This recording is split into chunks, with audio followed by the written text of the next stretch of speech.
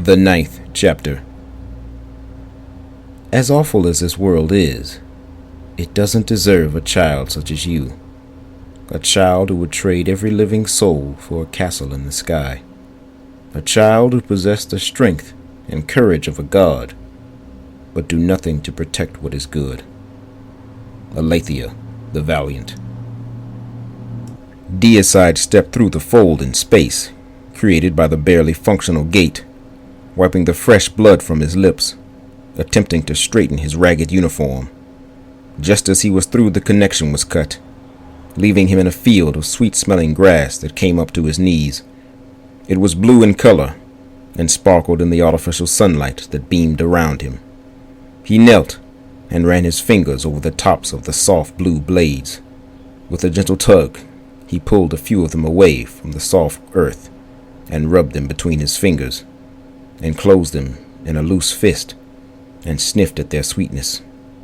Before him was a forest, branches draped in silvery moss, twinkling in the soft light that snuck amidst the canopy growth overhead. As he began making his way toward the scent of water, he heard singing.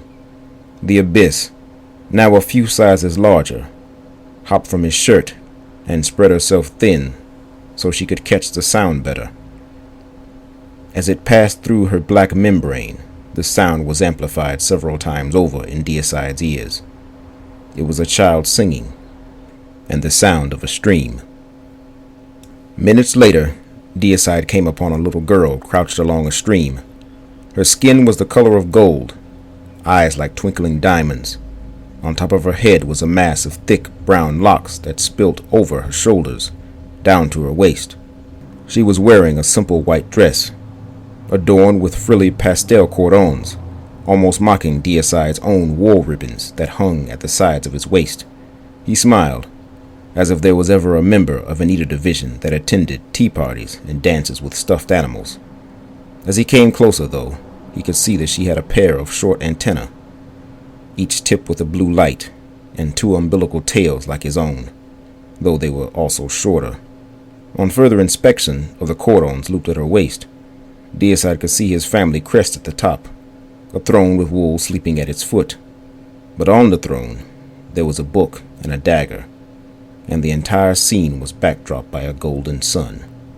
There were other crests he had never seen connected to his own, pompous heraldry, contradictory animals he would have no part of had he had his way. He was also disturbed that his wife's crest was missing. He had always known not to be one that was concerned about her legacy. The girl stood as the abyss, and Deicide arrived at the other side of the stream. Deicide gave her a tight, closed smile, not wanting to scare her with his edged teeth. They stood there for a few moments inspecting each other before the girl returned to what she had been doing, collecting polished rocks from the stream. Deicide crouched slowly and began to wash his face and hands before tossing a palmful into his mouth, unable to remember a time when water tasted so good. He noticed the girl was watching him again. He looked down into the stream and selected a few dull rocks, then tossed them into the abyss. The creature began to shiver and bubble, and then spit out a selection of gemstones. Deicide handed them over to the girl, who hesitated in taking them. Deicide left his hand out and open, pretending to appraise the stones.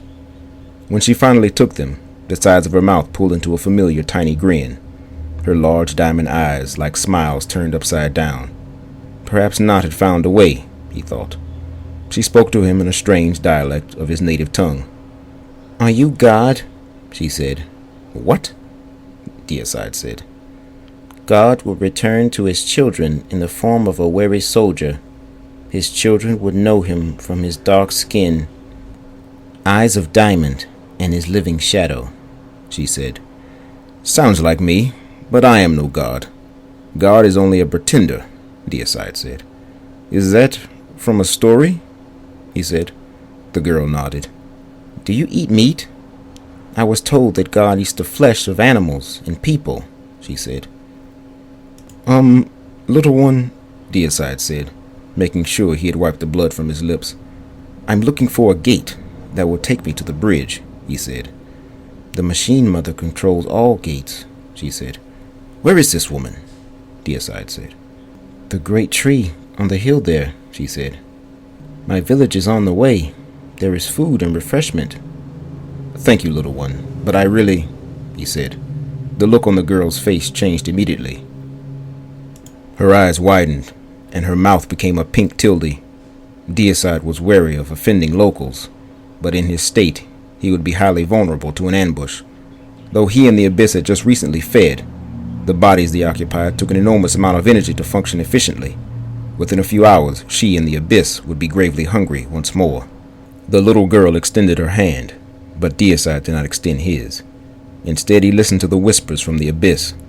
All of her black mass gathered on his left shoulder, telling him he should devour this girl, even if she was a distant relative. Deep within Deicide's mind, a subtle signal was about to pass from his brain to a large gland, allowing the Abyss to attack. The Abyss opened her lightless maw and screeched down at the girl. Deicide mentally pushed against the creature, knowing it was not her fault. Though they had both fed a short time ago, they were still in a survival state. Gibberish about greater goods and morality would find no audience with her, even as Deicide held her back. "Quiet, Shadow," the girl said. Deicide cocked his head, sensing the Abyss had recoiled against her will. The girl must be one of his near-infinitely Greek grandchildren. Even his own natural-birth children had been unable to control the Abyss. Yet this girl had his antennas, and the ability to control sovereignty. Deicide wrapped his scarred hand around hers, and allowed himself to be led. The girl nodded. "Good," she said. As the girl led Deicide through the forest, she told him bits and pieces of their oral history, which were of a drastically different perspective of the ruined world he had just left. Her people considered themselves the true heirs of Deicide, being the only ones capable of accessing the archives, but Deicide considered having more to do with luck than purity. These peaceful people were saved from the savages outside because they bared a closer resemblance to Deicide's DNA. It enabled them to lock out the undesirables and route all the ship's resources to their village. He was unsure of how he should feel. He would like to believe those that descended from his bloodline earned their place through merit and struggle, but Deicide saw no evidence of war here, not a single shell casing. They arrived at a charming rustic village. The little girl ran ahead of Deicide as he remained at the village's edge. He was unsure whether charging in would be the right action. If what the girl said was true, then a mobbing was to be expected. He watched as people began to pour into the little square, their faces slack with astonishment. They beckoned him closer with their golden limbs. The population was very small. All residents had the same pleasant, slightly familiar face as the girl's. They were tall people, though much shorter than the giant he had just left behind. They took turns hugging him and grasping his hands, rubbing their cheeks against him, marveling at how dark his skin was and how long his antennas were. None of them offered their names, and Deicide dared not ask. He had come across hive-minded beings in his travels that had been insulted by singling any of them out. He was ushered to a long table, filled with a variety of fruits and vegetables, and seated at the head of the table. All their eyes were on him, even as he began to eat. He paused when he realized that he and the Abyss were the only ones eating. "All for you," a woman to his left said. The Abyss looked to Deicide, then immediately began inhaling the vegan entrees, whipping her oily tendrils onto her next inanimate victims. As captain of the Yolopile, Deicide was used to the adorning gaze and scornful glare of the public, but no one had taken their eyes away from him since he stepped into the village. Their shining eyes were childlike, catching his every movement and gesture. Before he could reach for a tray, someone immediately scooped it up and offered him some of its contents. He wondered exactly what these people expected of him. He was no god, and in his present state, possessed only an inkling of his power. He hoped they would not expect some elaborate display later on. He continued to enjoy what was offered to him, but lamented the fact that there was no meat available. He would do fine for a while if he gorged himself on these starches and fruits, but the Abyss may as well have been eating trays of banana seeds and cups of air. He watched her throw fruits back into her black gaping maw, and listened as they dissolved on contact when they touched her murky innards. As if reading his mind, two men brought out a long tray of sliced meats and placed it before him. Before he could get excited, he recognized the smell. It was the flesh of a sentient being, and though it had been cooked and sliced finely, Deicide hesitated. He remembered devouring the heart of that swine that had attacked him some time before. Even alone he had felt shame. He did not want to subject this guileless flock to his murderous aura while he fed on mortal flesh. Suddenly a thought struck him. Where had they gotten this person? He only felt worse when they told him it was a sacrifice. He snatched the abyss and sat her in his lap. Her large yellow eyes peered over the table, and she began to make noises only Deicide could understand. "Is there something wrong, Great Father?" a man to his right said. "I don't know if I'm still hungry," Deicide said. With some relief, they finally turned to each other, though their mouths never moved. Deicide knew they were talking to each other. The lights at the tips of their antennae blinked rapidly. "You have nothing to be ashamed of, Great Father. This child will be reborn soon," a woman said, motioning to a chamber with a familiar engraving. Deicide was unaware that the conical was still in use. The bee-like women acted as surrogates for the soulless husk that he used to supplement his deathless array. Loaded with fragments of his own fight memory, they were the equivalent of grade 6 eaters.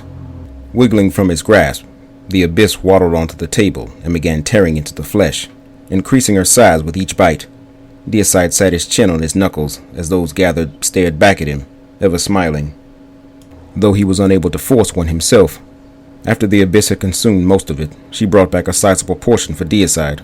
She was still curled into her diminutive form, spherical body, round stubby limbs, and large eyes to appear cute, to manipulate Deicide into doing something he did not wish to do, which was to consume the steak she held. As Deicide scowled back at her, he thought of how her eyes were merely for communication between them, only for his benefit. In his reality, the abyss was a black sundry of sensory organs. Her entire body was an eye, an ear, a mouth. However, in her world, she was a hulking giant woman that was the scourge of enemy armies, and even her people. Once he had witnessed her dealing with some tribal matters, and was disturbed by how much she reminded him of Gilgamesh. Her rank and power enabled her to treat anyone as she wished. It was only with Deicide did she ever wear kid gloves, knowing that he was her Enkidu.